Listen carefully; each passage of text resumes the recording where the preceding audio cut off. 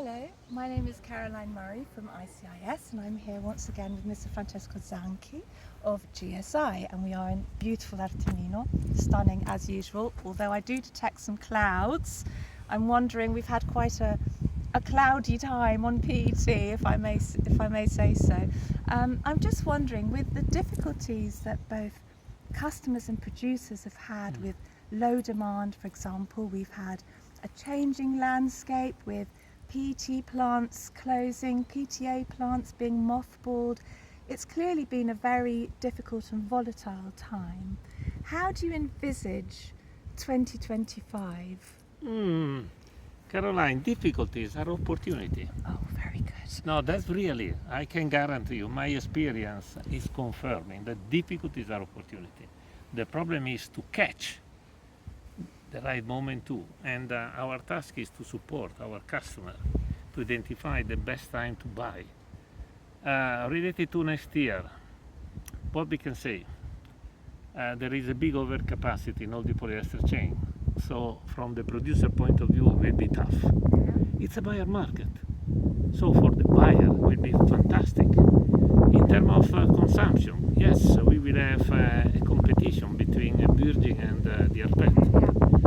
Finally, in Europe, the rPET will pick up because the regulation are starting from January 1st. The year of circularity, yes, officially. I have to say that, frankly speaking, not all the users are ready for, because, they have been delaying due to the fact that the delta between the virgin and the rPET is so high that until they are not forced to, they will not use it.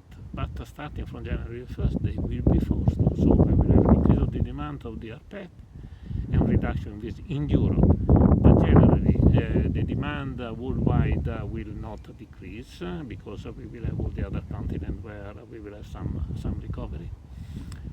I do believe that today is a really extraordinary moment.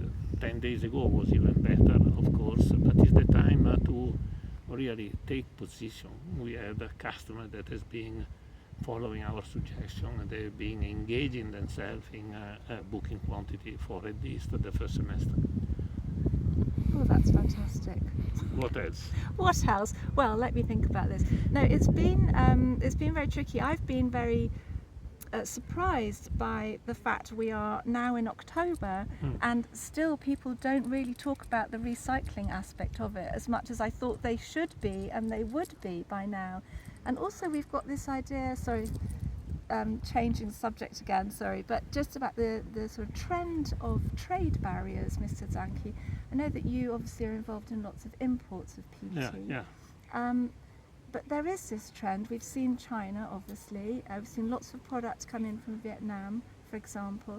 I'm just wondering, how's that affecting your business? At all. We are so flexible. We are sourcing material from everywhere. Our task is to create value for our customer. And frankly speaking, we don't care because material need to come anyway. Yes. So we are organized to source material from everywhere and to provide moment by moment the best solution. The service, okay. China is out in Europe. Okay, we are of course moving a lot of volume in South America, for example, of China, and the Chinese are anyway increasing their export from 4.5 million to over 5.